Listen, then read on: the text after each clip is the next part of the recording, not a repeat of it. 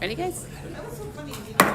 This meeting of the Eau Claire City Council will come to order. Please stand for the Pledge of Allegiance.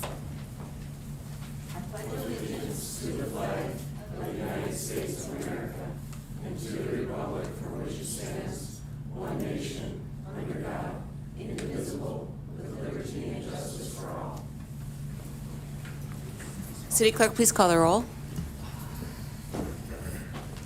Councilmember Anderson. Here. Berge. Here.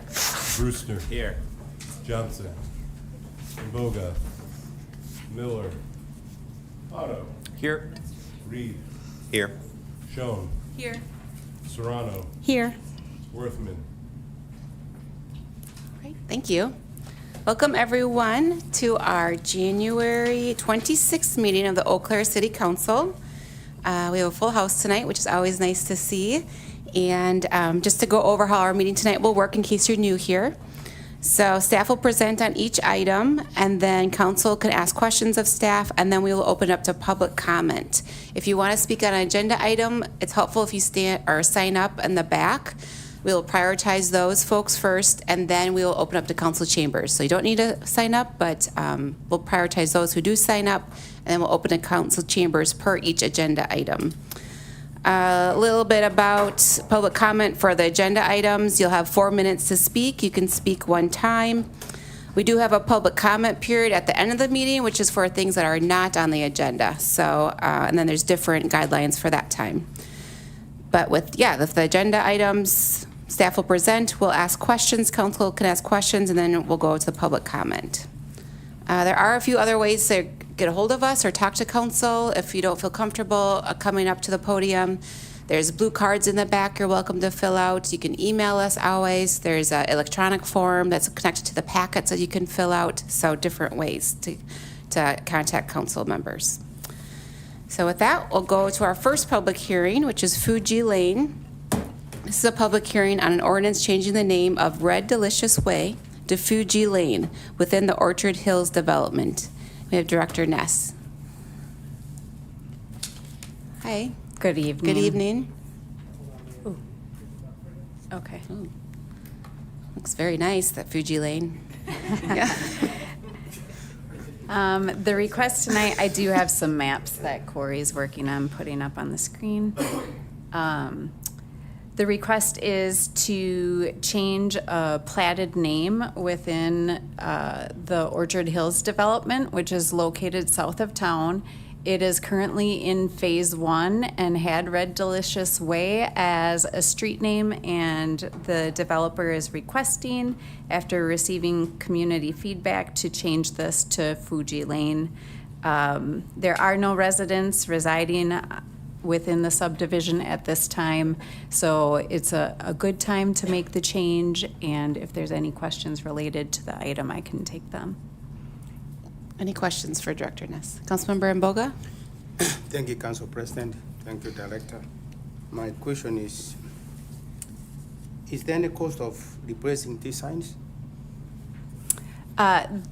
There is no signage out there at this time, so if any change, it would be pretty minimal in the change right now with the signage. Okay, that's it. Thank you. Great, thank you. I don't see any other questions, so thank you, Director Ness. Is anyone signed up? Nope. Okay, no one said. Anyone, council chambers, like to speak on this name change from Red Delicious Way to Fuji Lane? All right. Then we'll move on to agenda item number 2, street utility and sidewalk improvements. This is a public hearing on proposed street utility and sidewalk improvements on the following streets: County Line Road, 2,800 feet west of Jeffers Road to Jeffers Road; Dorrit Road, south city limits to Vine Street; Marquette Street, Riverview Drive to Star Avenue; Woodland Avenue, Chauncey Street to Margaret Street. And Director Ness is back to speak on these items. All right, this one might not go quite as fast as the last item. I have a lot of information to share, and definitely am available outside of the meeting and during office hours for project-specific questions if anyone has them as well. But tonight we'll be focusing on 4 reconstruction projects within the capital improvement project. This is our 2026 CIP map that can be found on the engineering website. It gives you an overview of all the projects that we are planning to do reconstruction, maintenance, and then also mill and overlay, along with chip seal and micro seal maintenance improvement projects for 2026. Generally, within a reconstruction project, we're looking at clearing and grubbing of trees if needed related to the project, removal of curb and gutter, driving surfaces, driveway approaches, and concrete as needed.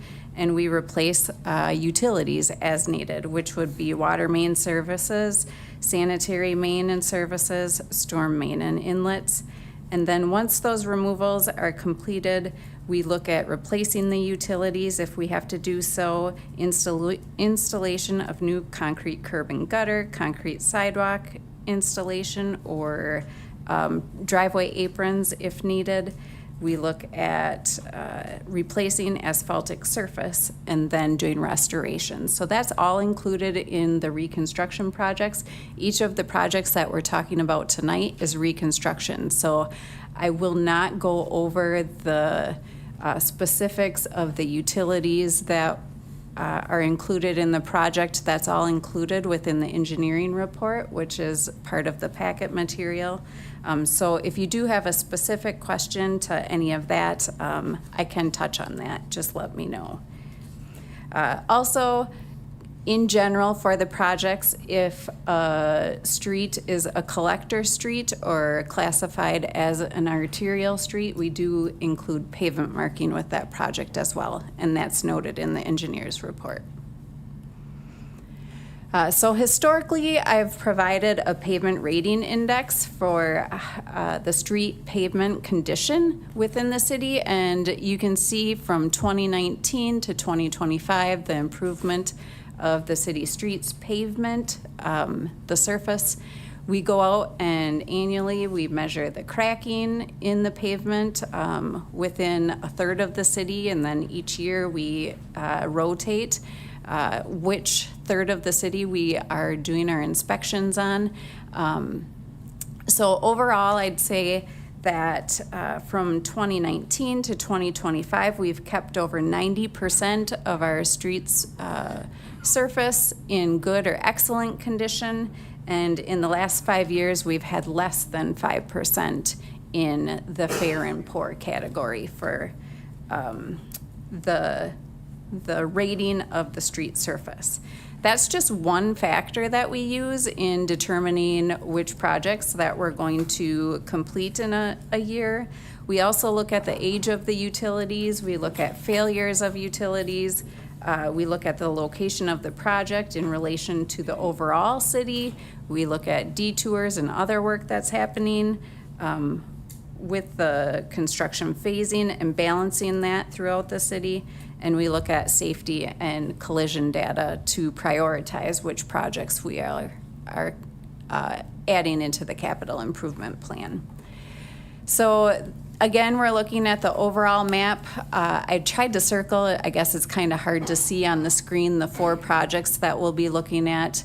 The northernmost project is County Line Road. We have Marquette Street, which is located near North High School, just east of the river, along 312. Then on the west side of town, we have Dorrit Road, and within the East Side Hill neighborhood, we'll be looking at Woodland Avenue. Again, the engineer's reports for each of the projects is provided within the packet. Within those reports is the utility age, the street pavement condition index rating, information on if it's a safe route to school, anything related to bike, pedestrian, and transit accommodations is recorded within that report. The projects before you were discussed at the December 16th BPAC meeting, Bicycle and Pedestrian Advisory Committee meeting, and they provided specific comments related to Marquette Street, and I'll review that when we review that project, but otherwise, in general, They supported the projects as proposed to the bike and pedestrian facility accommodations and infrastructure improvements that the engineering staff had recommended. So we'll start with County Line Road first. This is actually a project that has been before council before because it is a state-funded project, which we received 80% state funding through the STP Urban Program. And now we are at the construction phasing, or the construction portion of the project. Ayers Associates did the design of the project on this for us, so we have a design that has gone through already. It is really addressing widening of County Line Road. The roadway is currently 20 to 22 feet in width, and we will be increasing that from the rural cross-section that it is to an urban cross-section. This gives the typical section and kind of shows a couple different portions of the project. It would be constructed to a width of 35 feet between faces of curb, and the intersection of Jeffers Road and County Line Road is proposed to be a roundabout. This is a diagram showing the roundabout layout. There is some real estate impacts with that roundabout, which we had brought forward to council as well with a recorded plat. Our real estate agent is working on that right now. The timeline related to this project is to have the project out to bid early spring, and then construction probably starting in July of this year. The project includes sidewalk along the north side to the Aspen Court, I believe, and then a multi-use path along the south side of County Line Road, which will match into Jeffers Park. That's one thing I didn't mention is you can see on the right-hand side of the screen, south of County Line Road is city property. On the north side, we have a residential development along F that will maintain access to those property owners during the project. Again, I just listed out what's included within the reconstruction project. There will be a detour related to this project with County Trunk Highway T, Alpine, Prairie Lane, and Jeffers Road being used as a detour route. This has been coordinated with Chippewa County, and our Parks and Recreation group will be working with users of the park to let them know about the potential detour impacts related to their activities during that time frame of construction. For Dorrit Road, this is classified as a local street. It is south of Vine Street to the city limits. You can see there's residential along the east side that is existing, and within the last couple of years, you've seen a couple development plans related to the west side of Dorrit Road, and there is a approved development agreement that is occurring right now that we will be coordinating this project with. Again, this street is a rural cross-section that we will be upgrading to an urban cross-section. I'll give you a couple details on this. It's proposed to be reconstructed to a 36-foot width between curb faces. There will be sidewalk on both sides. This is just another street view of the existing facility. And the new sidewalk will be coordinated with the developer as they are constructing their project as well. This is the layout of the development on the west side of Dorrit Road. It It will include services to the development on the west side and again, provide or maintain access to the residents on the east side during construction.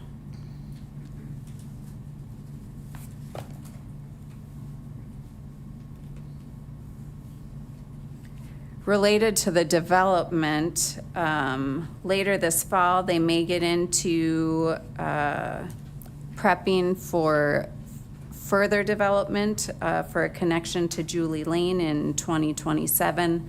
But right now, the first phase of their project is shown on this screen. So we'll be coordinating with the sidewalk along Dorrit Road. They'll be constructing the Julie Lane extension to the west. And Marquette Street. This is located in the airport neighborhood on the north side of Eau Claire. It's classified as a collector street and also as a minor arterial from Mercury to Star Avenue on the east end of the project. You can see North High School is along the north side of Marquette Street. We have residential primarily on the west end of the project. And as we heard at the Riverview Drive public hearing a couple weeks ago, there is concern about access during the construction project. The pavement index related to the existing streets, you can see from these street views that it is in poor condition.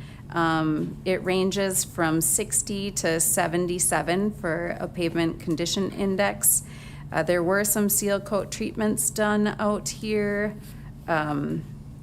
but it's definitely in need of an upgrade. We have some utility upsizing that is really driving this project that will help our overall stormwater facility or system in this area. So we'll be increasing our storm sewer system piping to help accommodate the entire system, and that's a driver of this project. The street widths vary from 36 to 48 feet, and we are proposing to replace that at the same width. Here's some more just visuals of the existing street.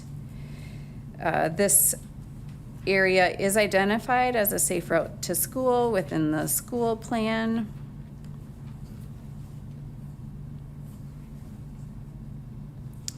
I had mentioned about access to the homes being a challenge during the project, so we are looking at different phasing related to the construction of this project and how we can accommodate that. And that will be something that we'll continue to look at as design moves forward. Improvements to sidewalk is being included in the project. As we look at the overall project length, and this is kind of hard to see, I probably should have drawn on here with a darker green line, but there is existing trail system that matches into Star Avenue, and it crosses Star and runs along Marquette Street to Mercury and goes down to Mercury, and there's a trail that runs along 312. That was proposed to be increased to trail width, and then there is existing sidewalk throughout the residential area and next to the high school as well, and that is proposed to go back as a 5-foot sidewalk as is. At the Bicycle and Pedestrian Committee meeting, they supported to have further analysis during the design stage of adding a crosswalk on Marquette Street at Colonial Drive, widening the sidewalk width to a multi-use path of 10 feet along the north side of Marquette Street where possible, to serve as a continuation of the bike trail coming across from the railroad tracks and Star Avenue heading west.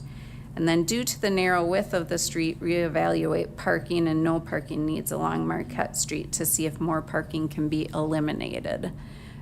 So We, as I had mentioned, we are looking or recommending to include the design of the wider multi-use trail between Marquette or Mercury and Star Avenue, but anticipate keeping sidewalk to the west through the residential area. The traffic volumes related to the traffic in that area do not support having a separated path or a wider path within the residential area. We will work with the school to see if they would want to entertain a wider sidewalk on the north side for connectivity for school activities, but working with the school on if they would want to maintain that wider sidewalk through that area. At the intersection of Marquette and Mercury, we are looking at a roundabout control, which was brought about with a safety study that was completed early on when I started at the city, probably in 2014, 2015. And it was suggested to have a roundabout at this intersection to help with traffic calming measures, but then also maintain the flow of traffic during drop-off and pickup times at the high school. So we are working with a designer on that design at this time. It would have real estate impacts to the southwest and southeast quadrants. So similar to the County Line Road project, we would have to bring back land acquisition documents for approval related to that design and this project to move forward. So related to this project, kind of some keynotes with the proposed work. There will be some clearing and grubbing of trees. I don't anticipate a lot with that. I had mentioned the increased storm pipe sizes and matching the existing street widths, and the roundabout control is a keynote with this project. And the last project would be Woodland Avenue to Chauncey.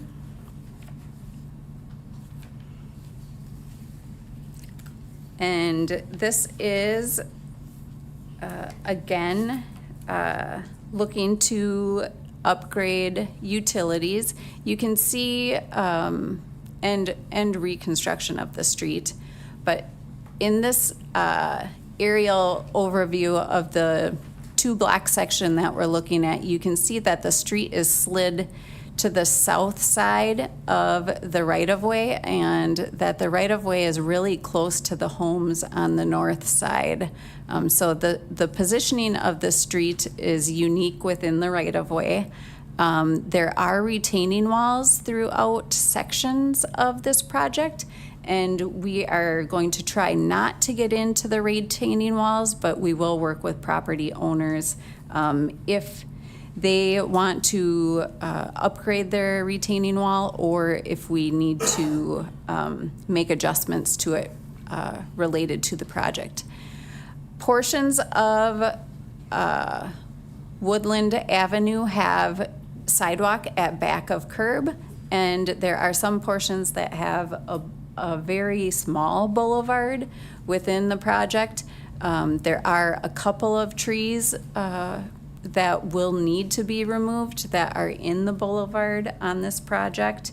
But otherwise, the sidewalk at back of curb, for the most part, is 4.5 to 5 feet. Typically, when we do sidewalk back of curb, we try to have a 6-foot sidewalk because it is right on that curb line and give a little more room for pedestrians to be away from the travel way or parked vehicles on a street. So there may be a little bit of impact to existing landscaping or fences that are along the project that we'll have to work with property owners on.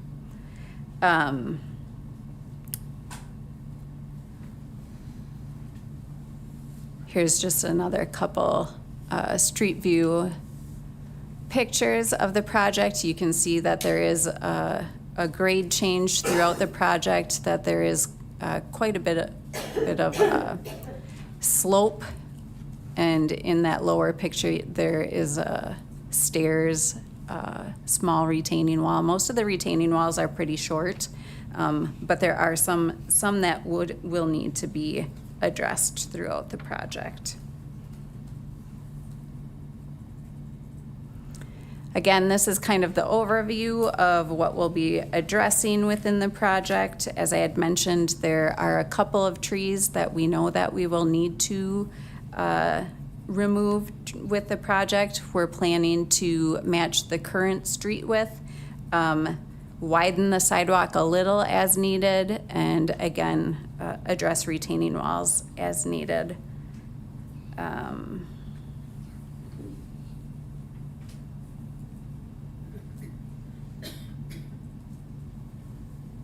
That's all I had for slides, and that's all that I had in my notes. So if there's any specific questions, I can take those related to those 4 projects. Councilmember Schoen has a question. Thank you, Council President Berge. I just want to make sure that I'm understanding the Marquette Street project accurately. I know that I've heard from some Northsiders that have questions about it, and in particular, just looking for clarity, which you did state this, but what section is currently proposed to have a bike trail included? Is it just the section between Mercury and Star, or would it extend west any further than that? At this time, what we're proposing for the bike trail connection would be between Mercury and Star, and we will work with the school if they would like to increase the width of sidewalk along their property to trail width for connections within their facility. We do not anticipate the sidewalk being widened within the residential neighborhood areas or adjacent to the residential properties. Thank you. All right, thanks. Councilmember Otto? Thank you, Council President. I know we had talked about a different turn signal at Riverview and, well, I guess, yeah, Riverview and the North Crossing. You did mention a potential roundabout at the North Crossing in Mercury, right? Nope, roundabout would be at Marquette and Mercury. Oh, okay. Thank you for clarifying. Yep. Great. Councilmember Boga? Yeah, thank you, Council President. I want you to, for my understanding, and the people are watching and the people are here, the Marquette and Mercury, you said that we're gonna put, there was a study in 2014 about putting a roundabout.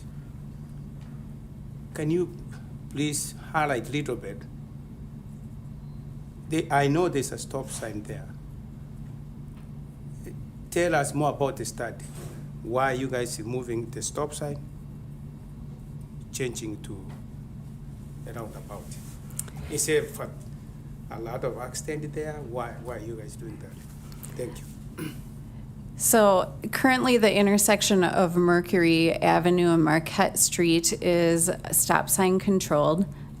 Within the study that was done, it looked at maintaining operations of the intersection and looked at queuing, level of service, pedestrian safety, crash history at the location.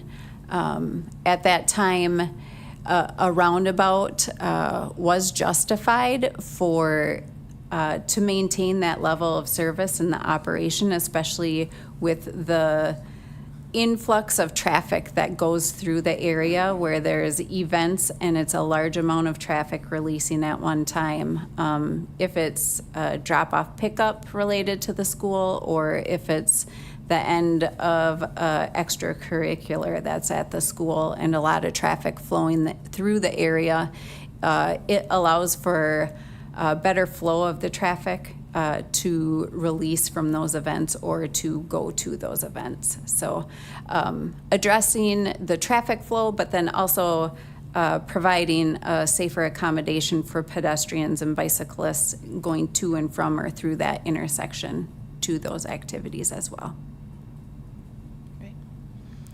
Thank you.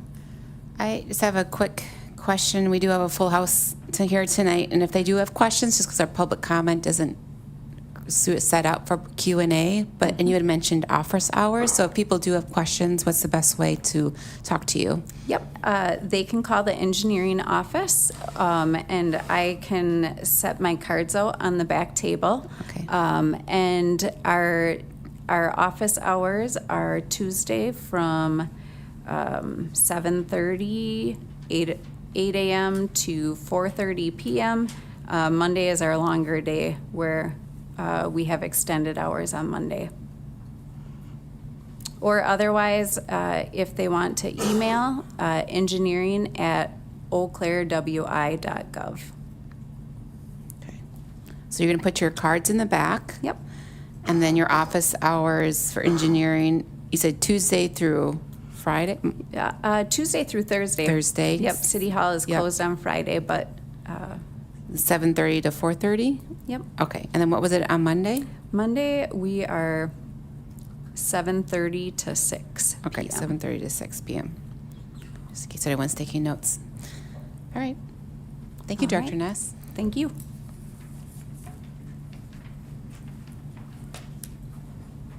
Thanks, Lane. Okay.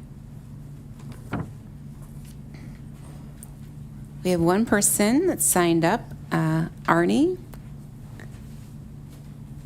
Clevin, is that? That's me. It's, all right, welcome. Oh, you just follow the lights. The green means keep talking, yellow means you have 1 minute left, and red is please stop talking. Okay. So, thank you, Arnie. All right. First of all, I want to say that I talked to the engineering department and one of the city council members, and they were both very polite and very helpful. So without knowing the exact details, how a 10-foot bike path or whatever sidewalk increase to 10 feet, I went door to door to all the neighbors on Marquette Street that had a driveway on Marquette Street, and everybody signed this saying that we, the homeowners on Marquette Street, request that there be no bike path built or bike lane on Marquette Street because there's already a bike path on north of the North Crossing from Mercury Avenue to Riverview. So that's something I think that why spend money on something that you don't need if you have it on the North Crossing. And if I'm hearing correctly, it sounds like it wouldn't be impacting the people on the far west side, which would be a negative effect for them. And then the other part, if you widen the sidewalk and you encourage them to ride their bikes on the sidewalk by the North High School fields and stuff, when they transition and go down the hill, it's a very steep hill going down Marquette Street on the west part of it. And one of the concerns was negative impacts of a wide sidewalk on the west side, but if they don't widen it there, then it won't be such a big deal. And as far as the sidewalks, the sidewalks as probably 90 to 95% or close to 100. There's a couple that need repair, but most of them don't need it. So we'd like to be able to have someone inspect those and see if there's no sense repairing a sidewalk that doesn't need it. And another thought about the widening the path or whatever, the sidewalk, is that already going from Star Avenue to Mercury, then going down the bike path or whatever you want to call it, it would be a lot safer. The grade is a lot gentler than encouraging anybody to go down Marquette Street. So, and then I'm not a big proponent of spending money that doesn't need to be spent, and I'm sure having a wider bike path or sidewalk would cost a lot more money than just a regular. And there's not a lot of extra room to spare up there on Marquette. So safety-wise, I think it'd be safer not doing it, and it would be less expensive as well. So, as far as the roundabout, I haven't heard of any accidents, but I'm guessing there's been some. I go through that intersection about 1,000 times a year, probably 5,000 more in the last 6 years, and it works really well with 4 stops, and the people, believe it or not, are very courteous about taking turns going through that intersection. I could see if there's a big event, or maybe from 7 to 7:30 in the morning when school is there, or when school gets out. I would encourage someone to go look at that and see what it looks like. If the traffic gets backed up on the north crossing, then I could see that be a concern, but will a roundabout fix that? I don't know. But it seems to work pretty well the way it is. So trying to think if there was something else on the agenda, but that's kind of the main things that I was thinking about. Okay, thank you for coming down and sharing all that. Thank you, Arnie. Okay, that was the only one I had signed up. Anyone else like to speak on any of these 4 road projects, street projects? Yeah, come on.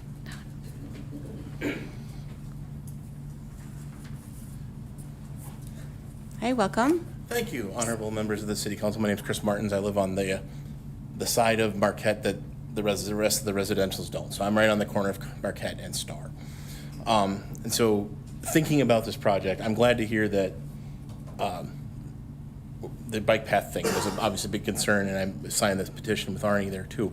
The question that I have is obviously now that I know that a roundabout is being considered, and obviously I can talk with the engineering department more about how that is the drastically widening of that intersection due to the amount of bus traffic, the amount of emergency vehicles that go by my house on a daily basis. Not complaining, my dog howls, it's fun. But the fact is that is a major thoroughfare for the fire departments coming out of the airport, coming out of the Sam Davey High School. As for parking too, on the end towards Riverview, I don't know if anyone's been down there, but when there's sporting events at those ball fields, or when the parents are picking up their children, that road is packed on both sides. And so that should be taken into consideration as well, and I hope that they do. And then obviously we can follow up and seeing how things are coming through, I'd love to be abreast, so I will be looking at the engineering department more often. I'm a lot more excited to hear that that the bike path isn't something that's a fixed thing right now. I agree with Arnie that coming down that, there's a nice trail right there, it comes across the railroad tracks. I've seen a lot of accidents, pedestrian accidents there, mostly so as kids not, on scooters and not bikes, that don't obey traffic laws. So, but I've seen at least 3 times where someone's either got hit by a kid or a kid's been hit. Nothing, thank God, serious, but it's still a real thing. So that could be addressed, and I don't know if it's been taken into consideration. Is Xcel Energy not working through that area here soon? We can follow up with that, or if Yeah, because they're doing the line improvement as well, so which should be those lines right in front, right in that open field area. Obviously, that's a great spot to expand into. I don't know who owns that property, if it's Xcel or if it's the city. That would be a good spot for widening sidewalks or even putting in a roundabout. So that's all I really had to voice my concerns as to some things that please keep in mind. Traffic flow is, I think, more than we're giving credit to on my section of the road. There's only 3 houses there, but we are, it's fun backing in and out of those parking lots some days. So thank you for your time. Great, thank you, Chris. Oh, we have a question for you, Chris. No, sorry. Thank you, Council President. How long have you lived there for? I moved into that home in 2020. Okay. Have you seen an accident there? So I have not seen many traffic accidents like car to car. Yeah. But yes, in the last 2 years, I have seen 3 pedestrian or scooter related accidents. Again, nothing major, no ambulance needed or something, but kids are flying through there on their scooters, trying to get to that other bike path on the other side of the railroad tracks off of Marquette. And so, yeah, they either pulling out in front of cars or something to that effect, or they hit a car that's waiting to turn. Because in the summertime too, I guess I should bring this up one more time. In the summertime, you turn off of Star Avenue onto Marquette, you're blind. That sun is right in your eyes. So that is something else that should be maybe considered too in terms of width and flow. So is that? Thank you. Yeah. Thank you. Good, thank you. Anyone else in council chambers like to speak on any 4 projects? Yeah, come on down. So state your name and address, please. My name is Christine Clevin, and I'm at 1527 Marquette Street. Okay. I would just like to address the cost to the homeowners for these, not just for us on Marquette Street, but for any of these projects that you do anywhere in the city. Just as an example, our portion for this project on Marquette Street is $10,000. which of you have $10,000 in your bank account waiting to just give to to the city of Eau Claire for any project? And it's my understanding that if you don't pay that fully up front and you want to make payments, we are charged a 6% interest on that, however long it takes us to pay for that 10 grand that we owe for whatever you're going to do to our street.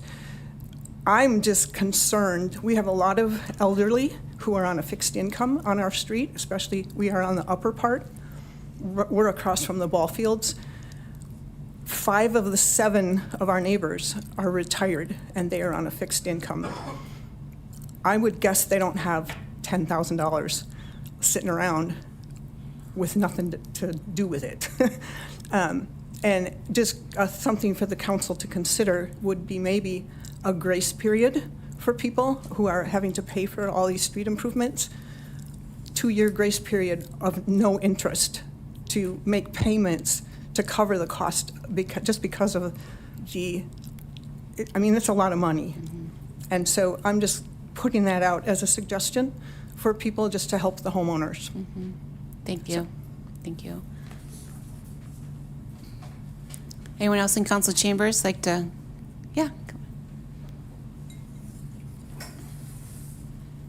I'm sorry, I thought there was more of a question and answer time, and this is not, thank you for this opportunity to speak. My name is Nancy Putnam.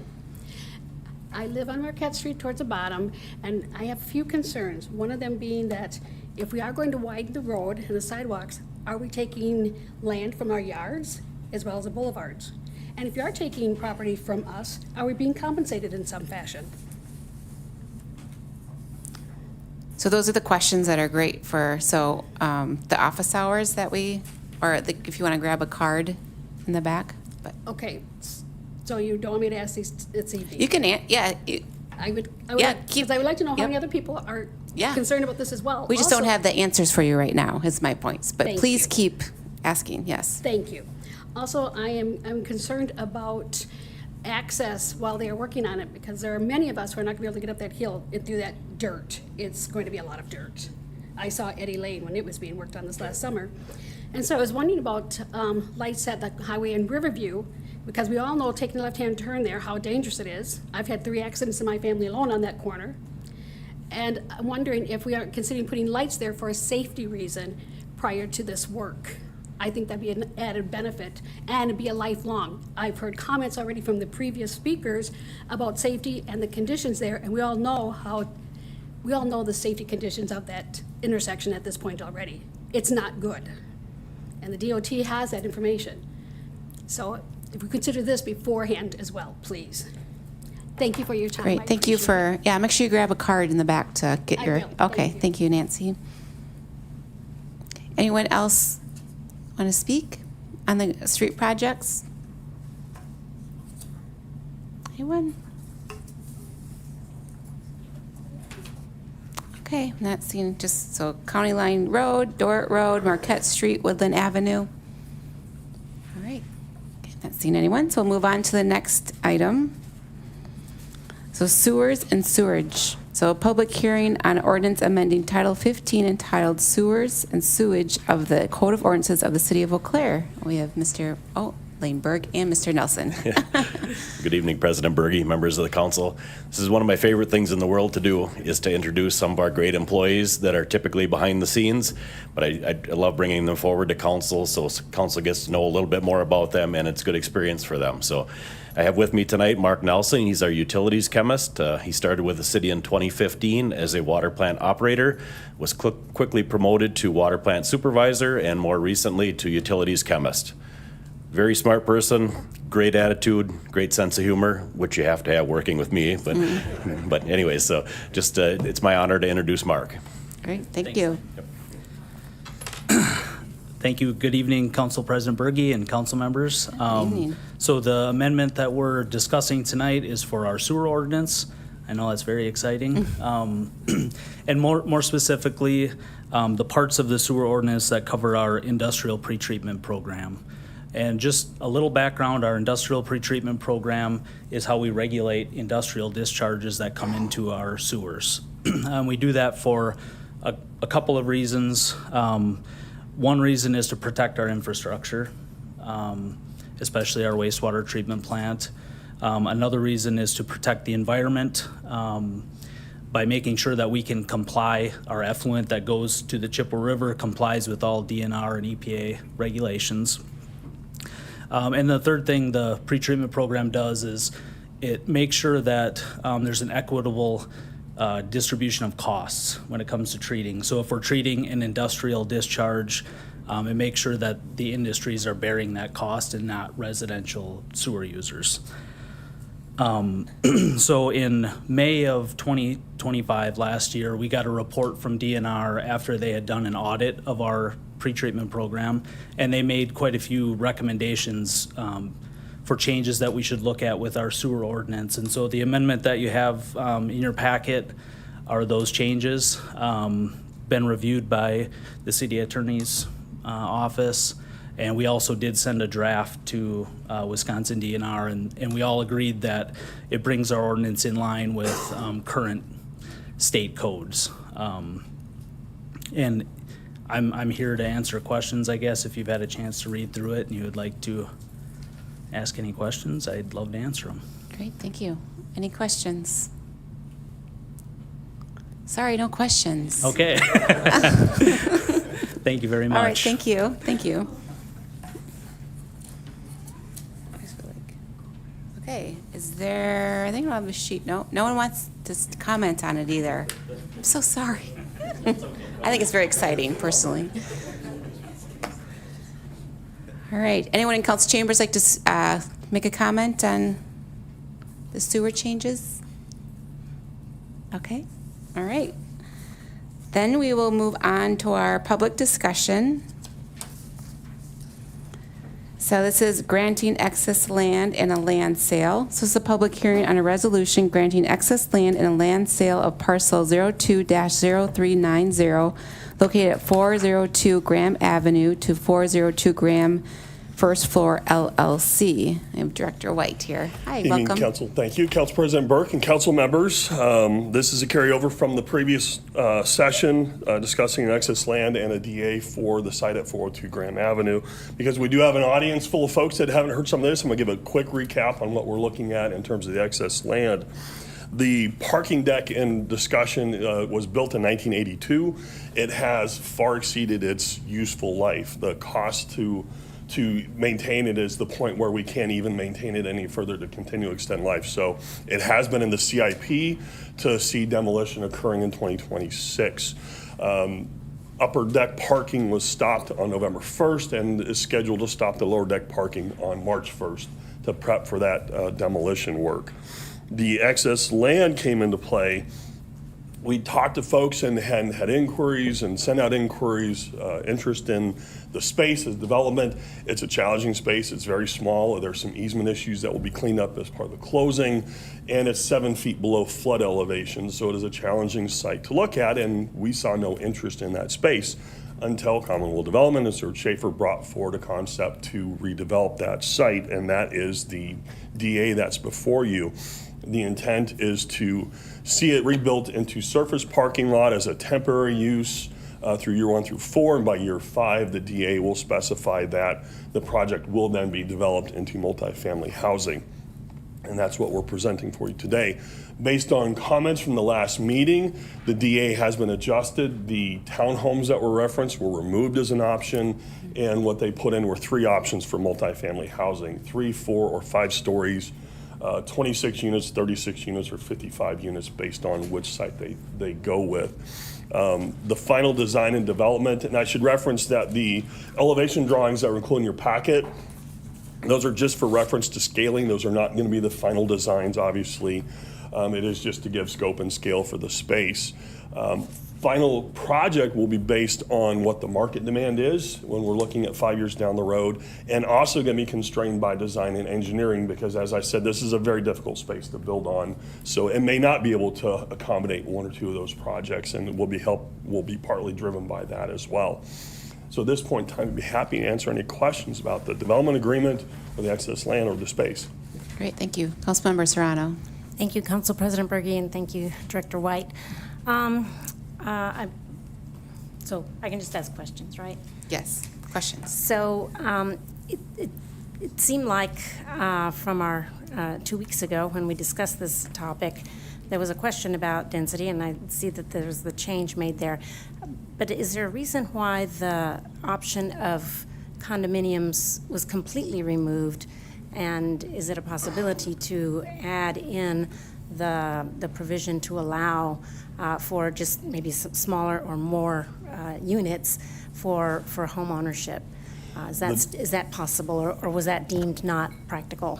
The townhomes that were proposed were to be owner-occupied.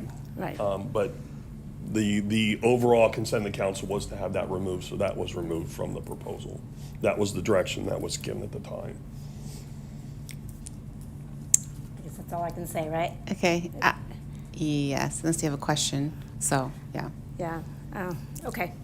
You can talk tomorrow. We'll talk tomorrow. Thank Yes, you. and I'm sure Director White or, Well, I guess I just Yeah. had the question, did they look at the possibility of denser owner-occupied configuration? There is limited capacity to do that within those spaces. When you look at like condominium apartments, those have not done well historically in this market. The townhomes, you have a limited space, you still have to provide parking, et cetera, so there's just limited design that you can do within the space that you're dealing with. So it's hard to get a lot more units than what they were proposing to do as their minimum. It's just, I think you understand, it's a very tiny space. From a physical standpoint, this lot is half the size of where the Andante was built, and that was a challenging space to build on. This is literally half the amount of land to do the same type of project. So, one more question if I could. sure. So was it deemed that the condominium apartments concept was not practical for this particular site? The developer actually preferred to leave that as an option. That was their base option, to provide condos with ownership opportunities. Again, the feedback that we received from council within the last meeting was that they wanted something with higher density, so that option was pulled back and was advanced forward with just multifamily housing options. Okay. Thank you very much. Yep, thank you. Councilmember Brewster. Thank you, Council President. I was wondering if you could just, if you have the numbers in your head, just go through like maybe what this sale would save us in terms of, you know, the cost to remove and remediate the site, and then potentially if that were done, what the lot would then go for. Just sort of like throw some numbers at us in terms of what this means, you know, budgetarily.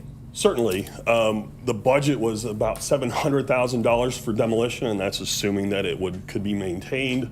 The ramp, the lower section helps shore up Graham Avenue, so there'd be some amount of engineering work to stabilize the street and go through that. So you're looking at a minimum of $700,000, and likely could be more, just to remove the existing structure and stabilize that space.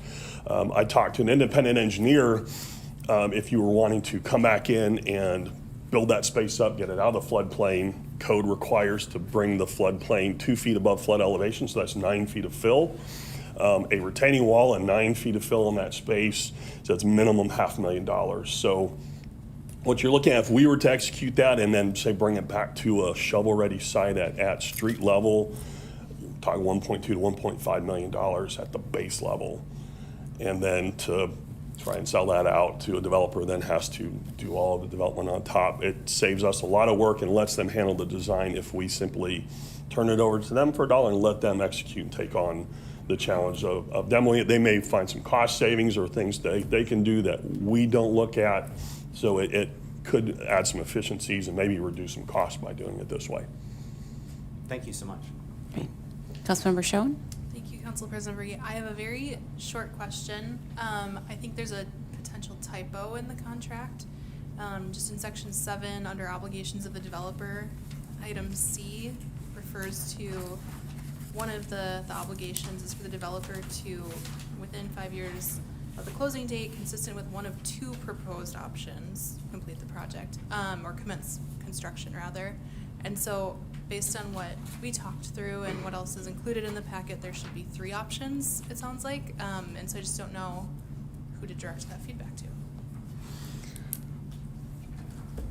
Thanks, noted.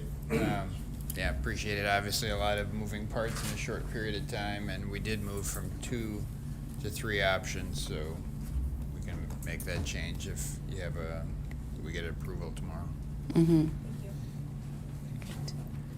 I guess I have a procedural question, kind of going after Councilmember Serrano's concerns that I'm sensing.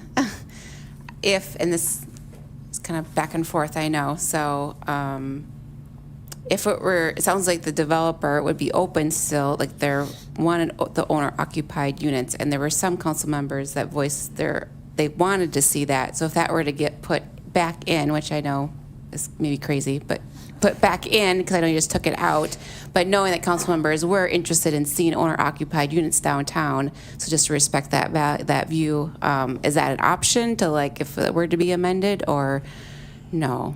I think from the developer would be open to it. I'll defer to City Attorney Nick to address procedurally how that should be addressed or could be addressed. Okay. City Attorney Nick? The agreement will be before you tomorrow. Yeah. Again, there was a discussion on the floor. Yeah. There wasn't really direction specifically given by council in the form of any resolutions or motions. It was just a discussion that definitely very much focused on adding density and a concern that there was an option in there that was lower density. But ultimately, that's up to the majority preference of council. The developer previously signed a development agreement. It was signed in before you 2 weeks ago with 8 townhomes. So the developer finds that agreeable. He'd have to sign it again if we Right, I know. change it again, but So I almost regret asking this question, but yeah. right. But Mr. Schaefer's in the audience, and Yes, he can I speak saw to him that. come in. Thank you. All right, any other questions? All right, thank you. Right, thank you. And I suppose I'd also, as a reminder, and also for the folks in the audience, that this is an excess land in the DA. If those do not go forward, the demolition of the ramp is still scheduled to go forward. So just kind of a reminder that the ramp comes down whether we deem this excess land and do something with it or not, just as a reminder to everyone on that. Great, Thank you. thank you.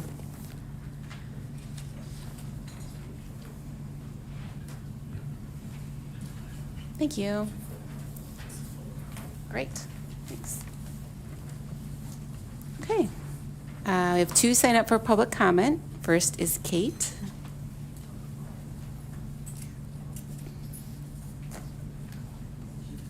Hi, welcome. Hello.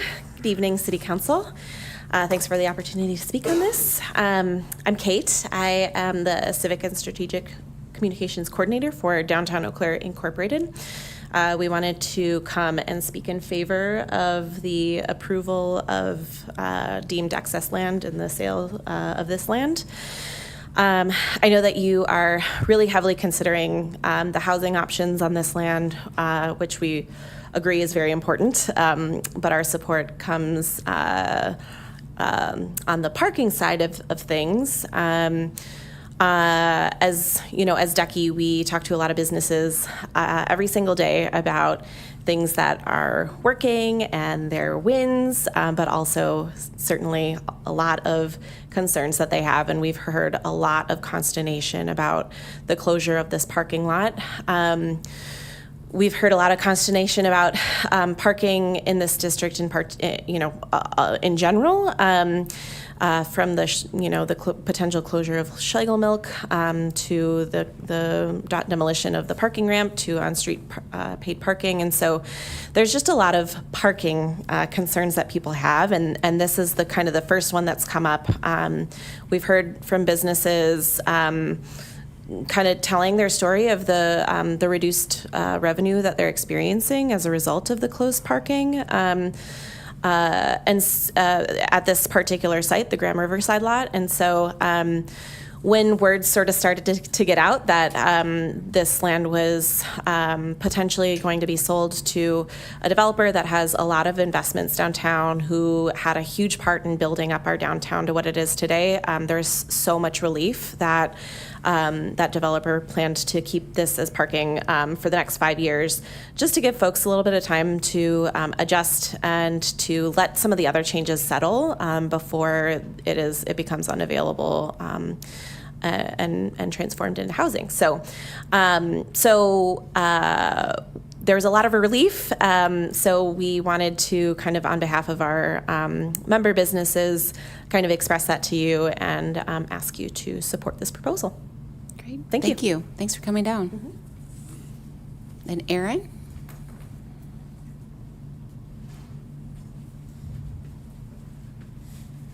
Hi, Erin. Hi. I'm Erin Klaus. I'm here as both the executive director of Downtown Eau Claire Incorporated, but also as a business owner downtown, located just 1 block away from the Graham Riverside parking lot. I'm here today to express my support for this project. So similarly to what Kate said, I really have a strong belief that the developer specifically knows this downtown well and has invested very smartly over the years in order to provide a good mix of industry down here. Since COVID, we've seen a lot of offices kind of leave the downtown area, and those workers are very important to our economic infrastructure downtown. Having places for them to park conveniently throughout the day is also something that we're concerned about, and Commonweal has done an excellent job of continuing to support those types of industries downtown, so I'd love to see support for this project.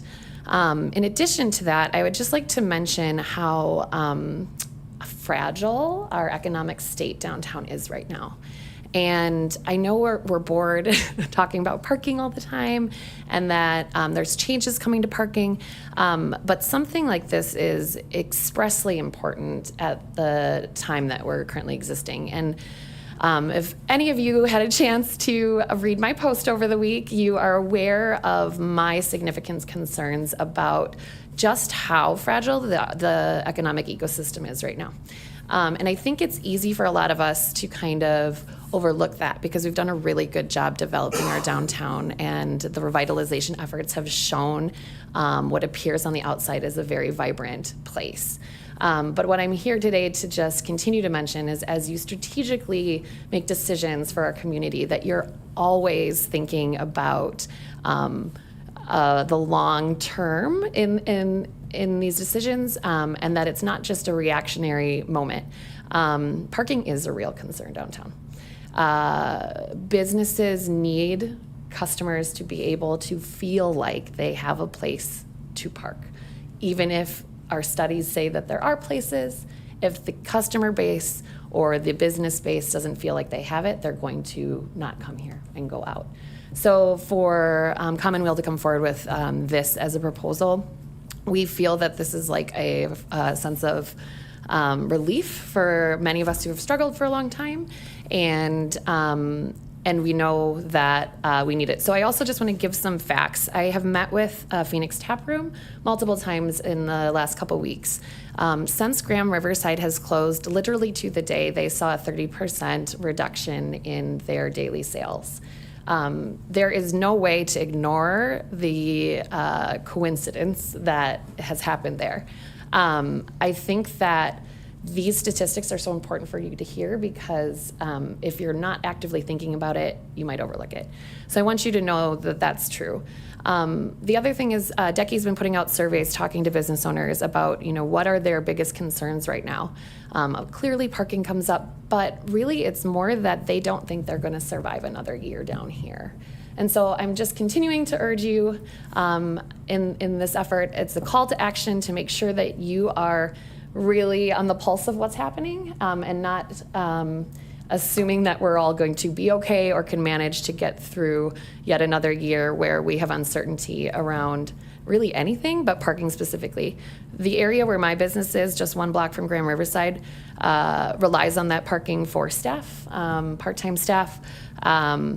We've had construction outside of our storefront for over 5 years with no end in sight. We still don't have answers on how many public spaces will be available in the transit center once it opens. We don't know if they're permitted or not. And Schlegel Milch at this point is not a great option either because we do know that it's a potential development site.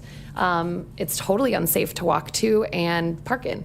you could lose a small human in the potholes there. And so it's super important that we are looking at this tiny section of our downtown and making decisions that are going to have positive impacts for the people who are investing on a daily basis to be here. So that's all I have to say. Thank you for coming down. Is there anyone else in council chambers like to speak on this granting excess land and land sale down on Graham? Oh yeah, welcome. Just want to state your name and address, evening. please. Good evening. Stuart Schaefer, 231 Riverfront Terrace. Welcome. We've been talking about this for a long time, actually, and there have been some changes in the contract. Probably the highest and best use of the site is for a fairly large apartment building or condominium, and I think that's what we'd like to end up seeing there. The challenge for us, and the reason we've engaged in these discussions, is that the real need for parking in the downtown, especially there. We just renovated the 402 building with Rooter Ware on a couple floors, Nicolay Law, and the Phoenix Tap Room, and they need all of 40 to 60 parking stalls for their own use. Now, I propose 5 years because I'm really hoping, and I believe, that somewhere the 3 to 5 to 7 year period, parking is going to be less important. And that's one of the reasons we invest in the downtown. If we thought parking was the end all, we wouldn't be investing in downtown Eau Claire, because you've got a parking problem, and it's just going to be here. And when we started talking about the Confluence project, there was a study done. It was only 37% of the parking stalls were utilized, and we said, if this project works properly, we're going to create a parking problem. Yeah, that's actually what happened. So that's all fine and good. We're just in this period right now. I think it's an interim period where parking is still really important. Any of you have been on a Waymo, in a Waymo car?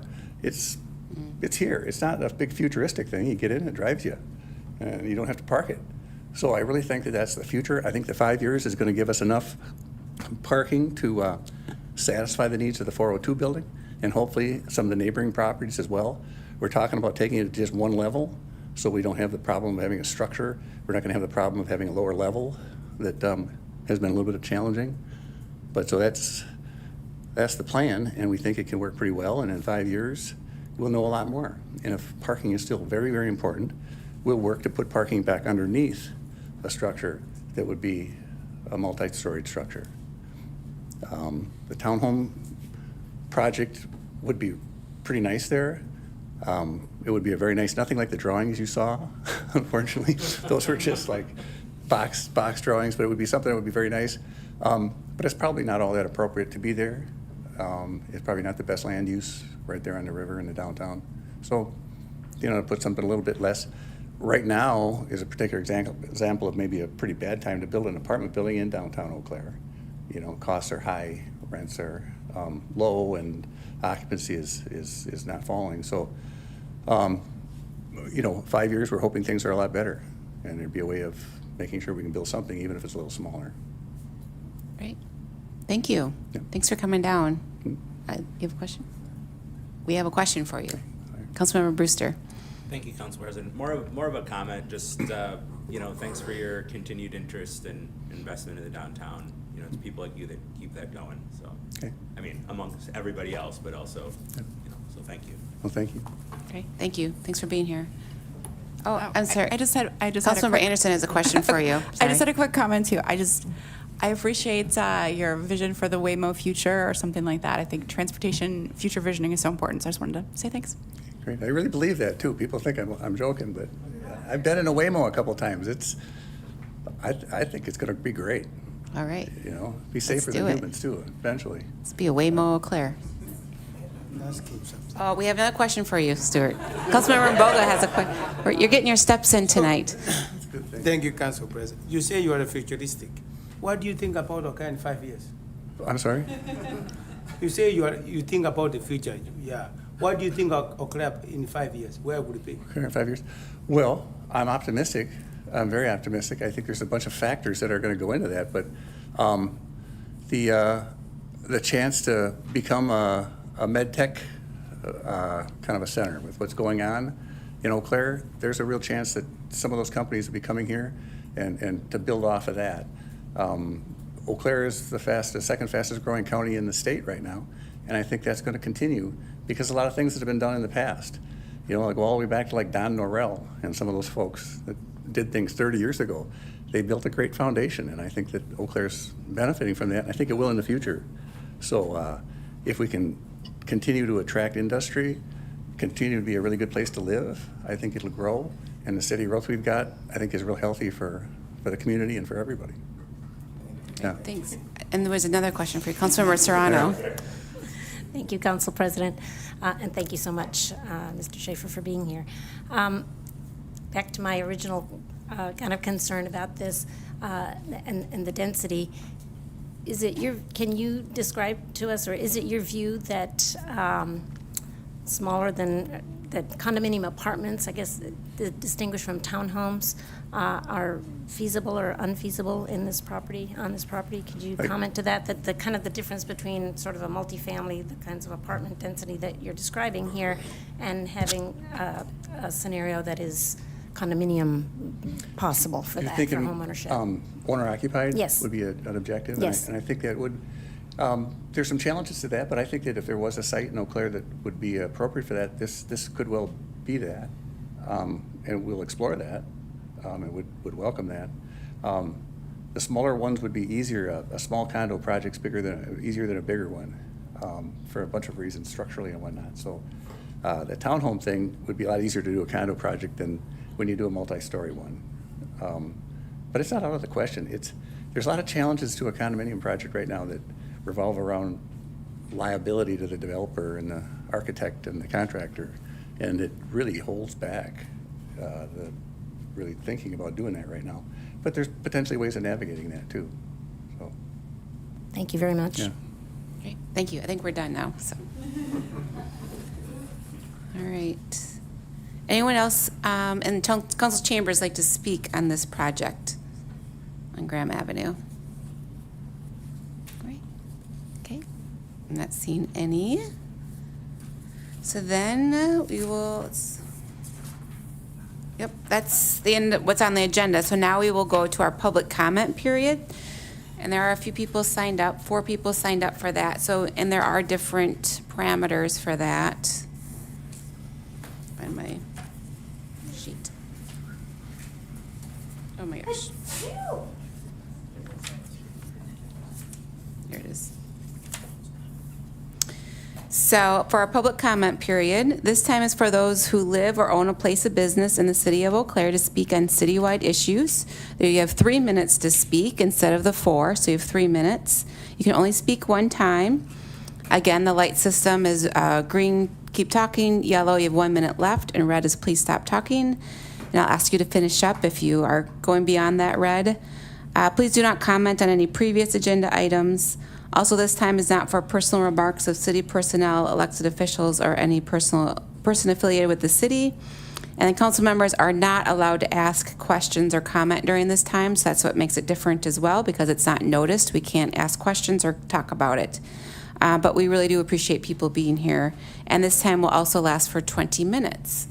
So with that, and again, we have 4 people signed up, and then I'll open up to council chambers. But first, John.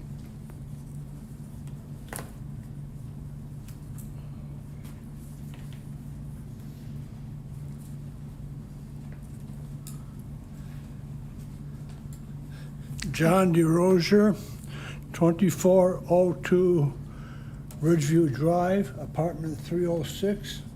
And my wife's phone number is 715-829-1953, and now we're down to business.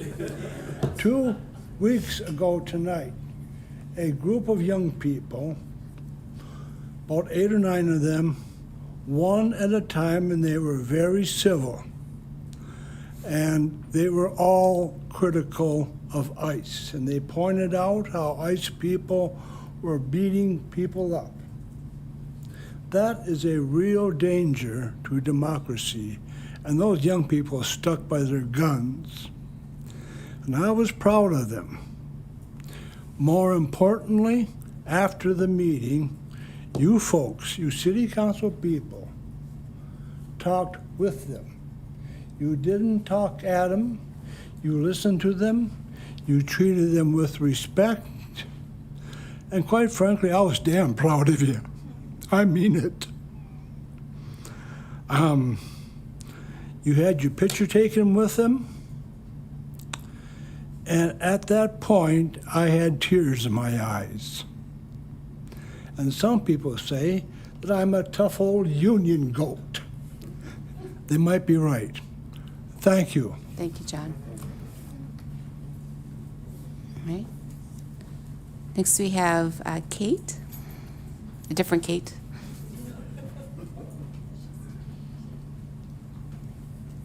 Hi, welcome. Hi, I'm Kate Mullins, and I didn't know ahead of time, but this item was pulled from the agenda tonight, but I wanted to speak on it anyway because it is something that you're going to be discussing in the future. And I wanted to encourage you and urge you to vote for the school board resolution regarding the vouchers and the amount of money spent. I think it's only fair that everyone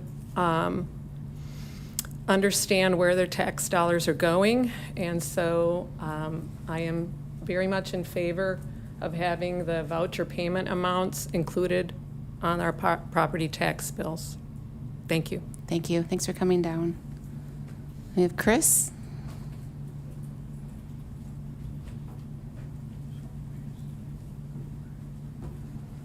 Hi, welcome.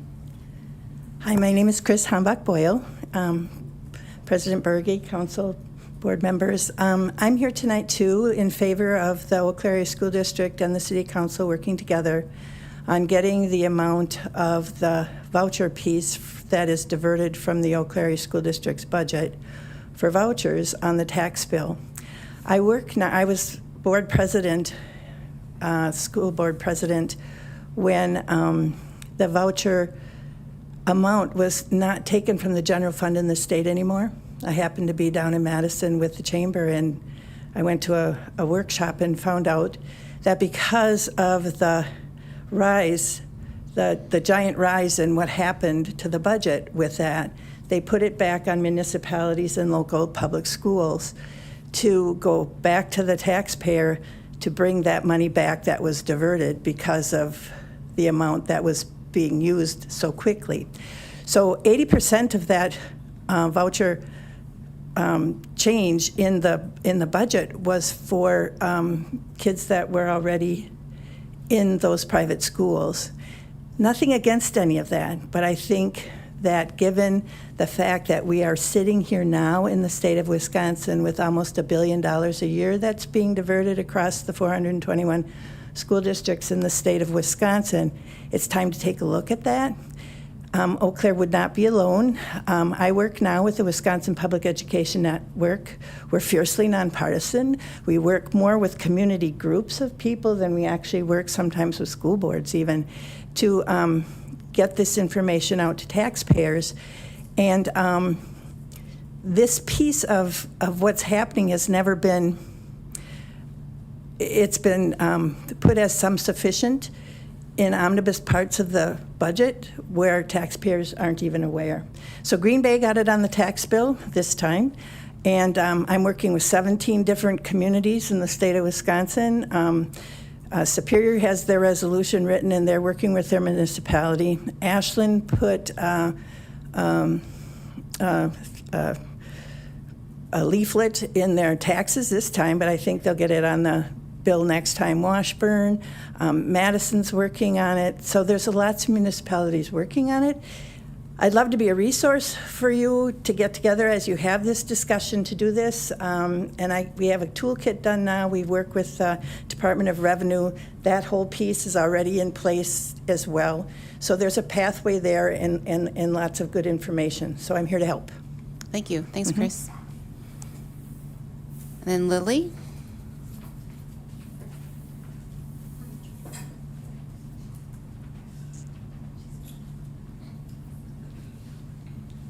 Hi, welcome. Hello, everyone. My name is Lily Strelo. I live at 1307 Barron Street. ICE continues to terrorize Minneapolis this week, including my friends and my family and their communities. Since Eau Claire is a city who values the environment and sustainability, I'm here to comment about environmentalism and racism and xenophobia. According to the UN Refugee Academy and the World Bank, there are an estimated 216 people across 6 world regions that will move within their countries by 2050. However, the movement of people within their countries is not a rule. In 2010, researchers at Princeton found that by approximately the year 2080, climate change is estimated to induce 1.4 to 6.7 million adult Mexicans to immigrate into the U.S. as a result of declines in agricultural productivity alone. This same researchers also found that restrictive border policy is likely to increase exposure and vulnerability to climate change impacts by trapping people where they are more exposed to those impacts. In 2023, researchers at Utah and Texas found that drier than usual growing season weather was a predictor for immigration from El Salvador, Guatemala, and Honduras to the U.S. between 2012 and 2018. The U.S. is responsible for 25% of all carbon emissions, the highest contributor in the world, and we continue to emit more carbon per person than any other country. Based on this research, the U.S. has both caused climate migration by fueling agricultural disaster and is simultaneously barring climate migrants from entry. The racism and xenophobia displayed by ICE is also embedded within the environmentalist movement in the United States. These threats are contemporary leaders like John Tanton, who attempted to instill anti-immigration policy as a core tenet of the Sierra Club, have used anxiety about limited resources and overpopulation as fodder for anti-immigration policies since the 1970s. It goes back farther. Do not be fooled by narratives blaming immigrants for a lack of resources. In the U.S., 30 to 40% of the food supply is wasted, according to the USDA. According to Project Drawdown, we have all of the solutions we need to solve climate change right now, and none of them require restricting immigration. As climate change intensifies, concern and fear over resource scarcity, real or perceived, will also intensify. Immigration will increase, and ideals like population control and immigration control will be framed as legitimate tactics to protect ourselves and the environment.